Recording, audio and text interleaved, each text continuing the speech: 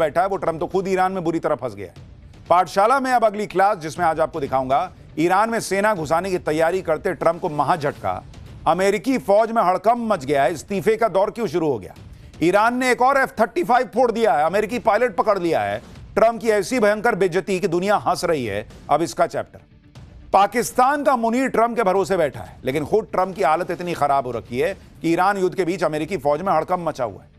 आप देखिए कि इधर ईरान से अमेरिका की भयंकर जंग चल रही है और उसी बीच अमेरिकी सेना प्रमुख को हटा दिया गया, कुछ और आर्मी जनरल हटाए गए हैं, जिसके बाद चर्चाएं शुरू हो गई हैं कि क्या अमेरिकी सेना और ट्रंप सरकार में अनबन चल रही है। बीच युद्ध में सेना प्रमुख को जबरिया हटाना बहुत बड़ा फैसला है, उनका इस्तीफा होना बहुत बड़ा फैसला है। क्या सेना प्रमुख ट्रंप की बात नहीं मान रहे थे या कोई और बात है?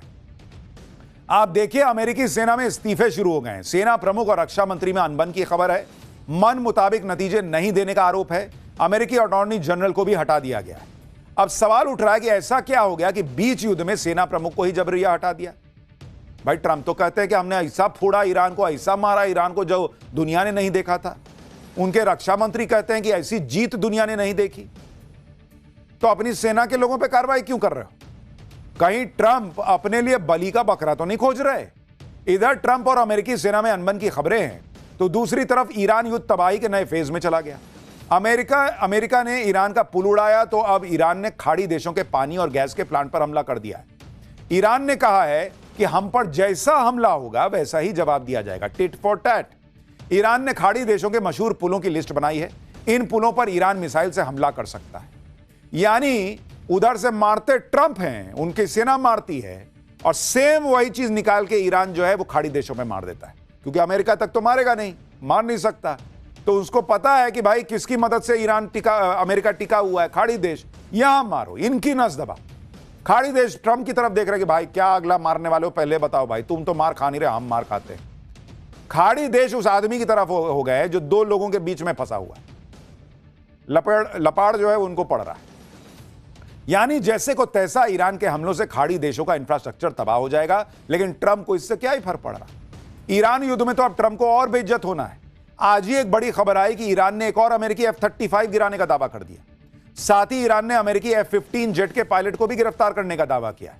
और यह खबर इस वक्त पूरी दुनिया में चर्चा में। जिस वक्त डोनाल्ड ट्रंप ईरान में अमेरिकी सैनिकों को उतारने की तैयारी कर चुके हैं और नई नई धमकी देकर इस युद्ध को और भड़काने की बातें कर रहे हैं, उसी वक्त अमेरिकी सेना में कैसे खलबली मच गई है आज आपको देखना चाहिए। अचानक अमेरिकी सेना प्रमुख रैंडी जॉर्ज को जबरिया रिटायर करके उनसे इस्तीफा ले लिया गया, जबकि उनके कार्यकाल का भी 1 साल बचा हुआ था। रक्षा मंत्री पीट हेग्सेथ ने सेना प्रमुख को हटाने का आदेश दे दिया। US army chief Randy George का कार्यकाल 2027 में खत्म होने वाला था। आदेश के बाद सेना प्रमुख रैंडी जॉर्ज ने फौरन इस्तीफा दे दिया। उनकी जगह क्रिस्टोफर ला नेव को अमेरिकी सेना का प्रमुख बनाया गया है। उप सेना प्रमुख क्रिस्टोफर रक्षा मंत्री पीट हेग्सेथ के सहायक थे। सेना प्रमुख को हटाने के पीछे कोई वजह पेंटागन ने नहीं दी। आप सोचिए, एक डेकोरेटेड आर्मी जनरल जो सेना के प्रमुख भी थे, उनको अचानक हटा दिया गया अमेरिका में। इस तरह के फैसले तभी लिए जाते हैं जब युद्ध में आप मन मुताबिक नतीजे हासिल नहीं कर पा रहे हो। और मैंने आपको पाठशाला में कई बार कहा है कि दुनिया में ढिंडोरा पीट देने से कुछ नहीं होगा कि हम तो जीत गए, अरे मार दिया ईरान को, कुछ नहीं बचा। अमेरिका को पता है कि उसकी औकात ईरान ने उसको बता दी, उसकी हैसियत बता दी, और इसलिए ये वहां अमेरिका में हड़कंप मचा है कि इस्तीफे हो रहे हैं। अब सवाल यह है कि युद्ध के बीच अमेरिकी सेना में इतने बड़े बदलाव क्यों हो रहे हैं?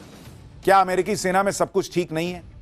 कहा जा रहा है कि रक्षा मंत्री पीट हेग्सेथ और सेना प्रमुख के बीच संबंध ठीक नहीं थे। दोनों के बीच सेना में नियुक्तियों को लेकर विवाद चल रहा था। पीट हेग्सेथ अपने हिसाब से सेना की कमान चेंज करना चाहते थे। ये बातें अमेरिकी मीडिया में छप रही। साथ ही यह भी चर्चा हो रही कि ईरान में ग्राउंड ऑपरेशन को लेकर पीट हेग्सेथ और सेना प्रमुख में एक राय नहीं थी। इसी वजह से सेना प्रमुख को हटा दिया गया। यानी दो चीजें तो क्लियर हो गई, अमेरिका ग्राउंड फोर्स घुसाने की तैयारी कर रहा है, और दूसरा, सेना प्रमुख भी नहीं चाहते कि भाई वहां पर सेना घुसे, इसलिए उनको हटाओ, दूसरे को लाओ, फिर घुसाओ। अमेरिका में सिर्फ सेना प्रमुख को ही नहीं हटाया गया, बल्कि कई और आर्मी जनरल्स को हटा दिया गया। और ट्रंप इतने पर ही नहीं रुकने वाले। चर्चा है कि अमेरिका में बड़े पैमाने पर अधिकारियों को हटाया जाएगा। नेशनल इंटेलिजेंस चीफ तुलसी गबार्ड भी हटाई जा सकती हैं, कहा जा रहा है। FBI चीफ काश पटेल हटाए जा सकते हैं।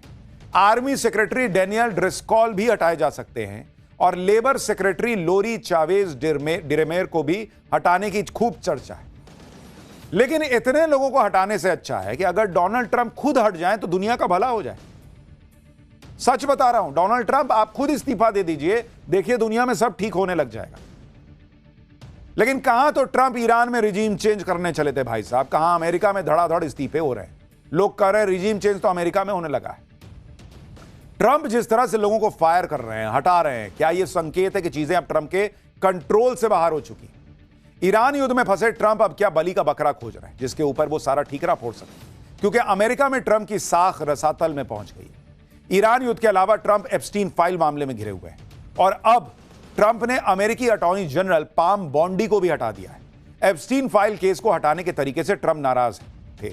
मामले की जांच और दस्तावेजों को ठीक से हैंडल नहीं किया गया कहा जा रहा है। एप्स्टीन केस को ढंग से हैंडल नहीं करने के आरोप में अटॉर्नी जनरल को हटा दिया, या फिर ट्रंप के मन मुताबिक काम नहीं करने की सजा अटॉर्नी जनरल को दी गई। अमेरिकी सेना और प्रशासन में बदलाव की वजह से ट्रंप की खिंचाई हो रही। उधर ईरान युद्ध में भी ट्रंप की किरकिरी हो रही। ईरान ने अमेरिका के सबसे एडवांस्ड माने जाने वाले फाइटर जेट F-35 को ही मार गिराने का दावा ठोक दिया। भाई हड़कंप मच गया, F-35 मार दिया। ईरान की मीडिया ने इससे जुड़ी तस्वीरें भी जारी की जिसमें एक फाइटर जेट को टारगेट करते हुए दिखाया गया और हमले के बाद जमीन पर गिरे फाइटर जेट के टुकड़ों को भी दिखाया गया। यही नहीं, ईरानी मीडिया ने तो यह भी दावा किया कि IRGC ने अमेरिका के F-35 फाइटर जेट के पायलट को भी पकड़ लिया है और इसके लिए ईरान की तरफ से कुछ तस्वीरें जारी की गई जिनमें मार गिराए गए अमेरिकी फाइटर जेट की इजेक्शन सीट होने का दावा किया गया। हालांकि पहले ईरान ने दावा किया कि अमेरिकी पायलट पकड़ लिया है, फिर कहा गया कि जो भी पायलट को जिंदा पकड़ेगा उसे इनाम दिया जाएगा, जिसके लिए ईरान के टीवी चैनल्स पर वहां के लोगों से अपील की गई। क्योंकि इजेक्शन सीट वहां दिख रही है तो इनको पता है कि पायलट भी यहीं कहीं होगा। इसका मतलब पायलट इनकी पकड़ में नहीं आया, कह रहे हैं कि पकड़ो तो इनाम देंगे, लेकिन इनको पता है कि पायलट है तो ईरान में। अगर वाकई अमेरिकी पायलट पकड़ा गया तो यह ट्रंप के लिए बहुत बड़ा झटका साबित हो सकता है। जो भाई साहब भर दुनिया में कभी भारत पाक के युद्ध में 6 गिरे, 5 गिरे, 4 गिरे, 11 गिरे फाइटर जेट बताते थे कितने गिरे, वो भाई साहब के फाइटर जेट की दुर्दशा हो रखी। पायलट उनका वहां ईरान में फंसा हुआ है। ईरान में अमेरिकी जेट का गिराया जाना और उसके पायलट का ईरान में होना, यह इस वक्त दुनिया की सबसे बड़ी खबर है और इसी पर लोग बात कर रहे हैं, क्योंकि अब अमेरिकी सेना ने ईरान में घुसकर फाइटर जेट के पायलट को बचाने के लिए रेस्क्यू ऑपरेशन शुरू कर दिया है। अमेरिकी सेना के ब्लैक हॉक हेलीकॉप्टर और हर्क्यूलिस C-130 प्लेन ईरान की सीमा में उड़ान भरते नजर आए। अमेरिकी सेना के अधिकारियों ने भी इस बात की पुष्टि की है कि ईरान ने अपने एयर स्पेस में उसका एक फाइटर जेट मार गिराया है और फाइटर जेट के क्रू को वापस लाने के लिए सर्च एंड रेस्क्यू ऑपरेशन जारी है। हालांकि अमेरिका को यह भी डर है कि ईरान रेस्क्यू ऑपरेशन में लगे उसके हेलीकॉप्टर और दूसरे प्लेन को निशाना बना सकता है। ईरान की सेना इससे पहले भी अमेरिका का एक F-35 फाइटर जेट गिराने का दावा कर चुकी है। उस वक्त अमेरिका ने बिना देर लगाए ईरान के दावों को खारिज कर दिया था, लेकिन इस बार F-35 क्रैश होने पर जिस तरह हड़कंप मचा है वो बता रहा है कि अमेरिका के लिए कितना बड़ा झटका है, क्योंकि F-35 को अमेरिका का सबसे आधुनिक और शक्तिशाली विमान बताया जाता था। खूब अमेरिका ढिंडोरा पीटता था कि F-35 है मेरे पास। ईरान ने फोड़ दिया, जमीन पे गिरा हुआ है। यह अमेरिका की 5वीं पीढ़ी के स्टील्थ फाइटर जेट के वर्चस्व के लिए बड़ा झटका है। हालांकि अमेरिका से अभी इस बात की पुष्टि नहीं हुई है कि यह विमान F-35 ही है या F-15 है या कोई और, लेकिन फाइटर जेट गिरा है यह तो कहा जा रहा है। अमेरिका मान रहा है कि उसका फाइटर जेट ईरान में गिरा है और फाइटर जेट के पायलट और क्रू वहां है या नहीं पता। वहीं ईरान अमेरिकी फाइटर जेट मार गिराने के बाद ट्रंप को और चिढ़ा रहा है। कहा जा रहा है कि अमेरिकी फाइटर जेट को हॉर्मूज के पास केशम आइलैंड में मार गिराया गया है, यानी अब युद्ध की आंच हॉर्मूज तक पहुंच गई है। अमेरिका ने स्ट्रेट ऑफ हॉर्मूज में केशम आइलैंड पर हमला किया। केशम आइलैंड ईरान के लिए बहुत ज्यादा महत्वपूर्ण है, यहीं से ईरान हॉर्मूज से गुजरने वाले जहाजों पर नजर रखता है। अमेरिकी हमले के बाद केशम आइलैंड को भारी नुकसान भी हुआ है। मैप के जरिए आपको दिखा रहा हूं कि केशम आइलैंड कितनी इंपॉर्टेंट लोकेशन पर है। आप देखिए कि केशम आइलैंड और लरक आइलैंड के ठीक बीच में ईरान ने टोल बूथ बनाया हुआ, देख रहे हैं वहां पर। इसी से होकर जहाज गुजर रहे हैं, जहां से कथित तौर पर ईरान पैसे भी ले रहा है। केशम आइलैंड पर हमले के बाद आज ट्रंप ने हॉर्मूज पर नया बयान भी दिया। ट्रंप ने कहा कि जल्दी हम स्ट्रेट ऑफ हॉर्मूज को आसानी से खुलवा देंगे, आप वहां से तेल लीजिए और अमीर बन जाइए। हॉर्मूज दुनिया के लिए तेल का बड़ा कुआं साबित होगा। अब ट्रंप कह रहे हैं कि हॉर्मूज आसानी से खुल जाएगा, जबकि पहले तो कह रहे थे कि हॉर्मूज से हमारा क्या मतलब। ट्रंप ने चीन को भी लपेट लिया, कहा कि हॉर्मूज में से सबसे ज्यादा तेल चीन का आता है, तो इसकी सुरक्षा चीन को करनी चाहिए। एक तरफ Donald Trump straight of Hormuz को खुलवाने का दावा करते करते थक गए। अब तो लगता है कि उनके दामों पर खाड़ी देशों का भी भरोसा उठ चुका है। इसलिए हॉर्मुज स्ट्रेट खुलवाने का प्रस्ताव लेकर खाड़ी देश यूएनएससी चले गए, यूनाइटेड नेशन सिक्योरिटी काउंसिल। वहां पर भी उनको बड़ा झटका लगा है। दरअसल बहरीन की अगुवाई में खाड़ी देशों ने यूएनएससी में पेश करने के लिए एक प्रस्ताव तैयार किया। इस प्रस्ताव में स्ट्रेट ऑफ हॉर्मुज को खुलवाने के लिए ज्वाइंट मिलिट्री एक्शन को मंजूरी देने की मांग रखी गई। लेकिन प्रस्ताव पर वोटिंग से पहले ही रूस, चीन और फ्रांस ने सैन्य कार्रवाई वाले पॉइंट पर सवाल उठा दिया और वोटिंग होने पर वीटो लगाने की बात कह दी। खबर है कि इसके बाद प्रस्ताव के फाइनल ड्राफ्ट से सैन्य कार्रवाई का जिक्र हटा दिया गया, जिस पर कल यूएनएससी में वोटिंग हो सकती है। इस बीच ईरान अमेरिका युद्ध अब नए और खौफनाक फेज में पहुंचता दिख रहा है। दोनों तरफ से मिसाइल और ड्रोन अटैक का निशाना अब सैन्य ठिकानों से आगे बढ़कर इंफ्रास्ट्रक्चर तक चला गया है। अमेरिका और इजरायल ने मिलकर ईरान के सबसे बड़े पुल पर अटैक किया। इस अटैक में ईरान के करज शहर में बना B1 ब्रिज 2 टुकड़ों में टूट गया। ईरान के इस पुल की पूरी तरह ध्वस्त होने के लिए अमेरिका और इजरायल की तरफ से 2 बार हमला किया गया। हमले के बाद हुए जबरदस्त धमाकों से वहां धुएं का गुबार उठता नजर आया। इस पुल को इसी साल शुरू किया गया था और इसे खाड़ी देशों का सबसे ऊंचा पुल माना जाता है। 136 मीटर ऊंचा यह पुल करीब 1 किलोमीटर लंबा है, जिसे ईरान के सबसे बेहतरीन मॉडर्न इंफ्रास्ट्रक्चर प्रोजेक्ट्स में से एक माना जाता है। इस पुल को बनाने में करीब 3800 करोड़ रुपए खर्च हुए थे। इसे ईरान की राजधानी तेहरान और करज के बीच भीड़ कम करने और देश के उत्तरी इलाकों से कनेक्टिविटी बेहतर बनाने के लिए बनाया गया था। अमेरिका के हमले के बाद ईरान का यह पुल कैसे बीच से टूट चुका है, आप तस्वीरें देखिए। ट्रंप ने अपने सोशल मीडिया अकाउंट पर ईरान का पुल गिराए जाने का वीडियो भी शेयर किया। इसके साथ ही ट्रंप ने ईरान को एक और भयंकर तबाही से बचने के लिए वार्निंग दे दी। ट्रंप ने लिखा कि ईरान का सबसे बड़ा पुल ढह गया है, अब इसका दोबारा इस्तेमाल नहीं हो पाएगा। अभी और भी बहुत कुछ होना बाकी है। अब वक्त आ गया है कि ईरान कोई डील कर ले, इससे पहले कि बहुत देर हो जाए और उस देश का कुछ भी ना बचे जो अभी भी एक महान देश बन सकता है। क्यों भाई, तुम तो कह रहे थे ईरान हमसे डील कर रहा है, मेरी बात चल रही है, मेरी डील हो रही है, अब कह रहे हैं कि डील कर लो नहीं तो कुछ नहीं बचेगा। एक और मैसेज में ट्रंप ने लिखा कि उनकी सेना, जो अब तक दुनिया की सबसे बड़ी और सबसे ताकतवर सेना है, उसने ईरान में जो कुछ बचा है उसे खत्म करना अभी शुरू नहीं किया है। अब पुल निशाना बनेंगे, फिर इलेक्ट्रिक पावर प्लांट बनेंगे, फिर ईरान की नई सरकार की लीडरशिप जानती है क्या करना और करना ही है, वो बहुत ही जल्द है करना होगा। ट्रंप युद्ध शुरू करने के बाद से हर दिन ईरान को एक धमकी दे देते हैं, लेकिन इस बार भी ट्रंप की धमकी का ईरान पर कोई असर होता नहीं दिख रहा। उल्टे अमेरिकी एयर स्ट्राइक में अपना सबसे बड़ा पुल गिराए जाने से ईरान और भड़क गया। ईरान ने ईंट का जवाब पत्थर से लेने का ऐलान कर दिया। ईरानी मीडिया के मुताबिक IRGC ने खाड़ी देशों के अहम और मशहूर पुलों की एक लिस्ट जारी कर दी, जिन्हें जल्दी ही निशाना बनाया जा सकता है। ईरान की हिट लिस्ट में कुवैत में शेख जाबेर अल अहमद अल सबा समुद्री पुल, सऊदी अरब को बहरीन से जोड़ने वाला किंग फहद काजवे पुल, संयुक्त अरब अमीरात में शेख जायद पुल और शेख खलीफा पुल, जॉर्डन में किंग हुसैन पुल, दामिया पुल और अब्दौन पुल के नाम शामिल है।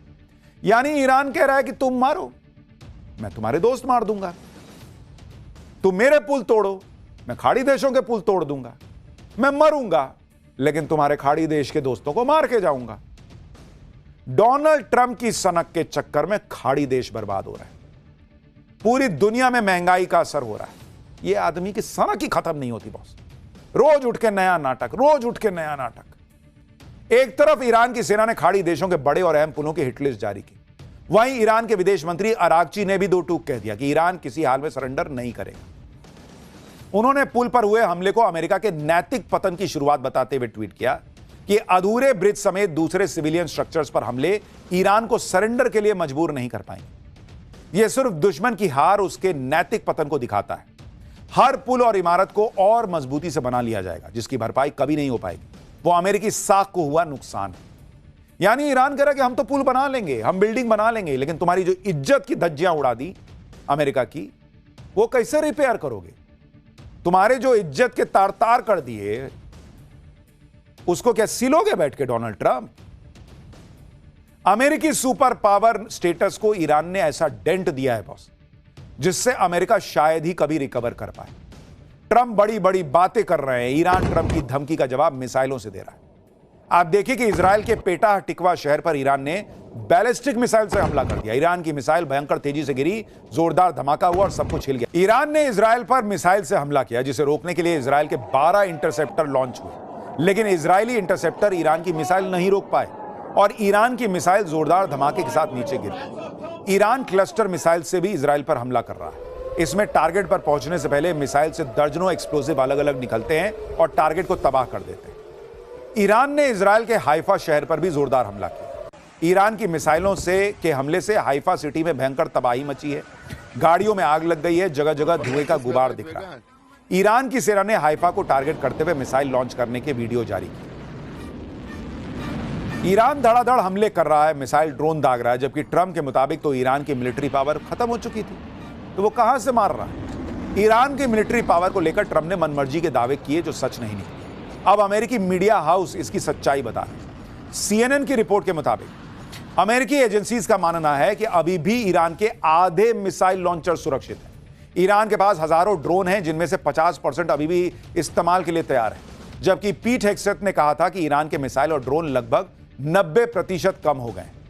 यानी ट्रंप और अमेरिका के रक्षा मंत्री अपनी पब्लिक को जीत का चूरन चटा रहे हैं। कुछ हुआ नहीं बॉस, ये कुछ नहीं जीते हैं। ये लोग बड़ा चढ़ा के डींगे मार रहे हैं, जिससे पब्लिक में ये इमेज बनी रहे कि अमेरिका कुछ कर रहा है और ईरान की सारी क्षमता को खत्म कर दिया है। लेकिन ट्रंप की दिक्कत यह है कि हर दिन युद्ध में उनके दावे ध्वस्त हो जाते हैं, क्योंकि पूरी दुनिया देख रही है कि ईरान कैसे मिसाइलें मार रहा है। ईरान ने खाड़ी देशों में अमेरिकी ठिकानों पर जोरदार हमला किया। बहरीन, यूएई, कुवैत और सऊदी अरब में अमेरिकी बेस पर ईरान ने निशाना साधा। हालांकि अमेरिका और इजराइल ने भी ईरान में जमकर तबाही मचाई। तेहरान में इतना जोरदार धमाका हुआ कि कई इमारतें ध्वस्त हो गईं। ऐसा लग रहा है जैसे प्रलय आ गई है। ईरान पर हमले के लिए अमेरिका अपने वॉरशिप USS बल्कली का भी इस्तेमाल कर रहा है। अमेरिकी वॉरशिप से एक के बाद एक मिसाइलें ईरान पर कैसे दागी जा रही हैं, देखिए सर। यानी इजराइल भी ईरान को फोड़ रहा है, अमेरिका भी ईरान को मार रहा है।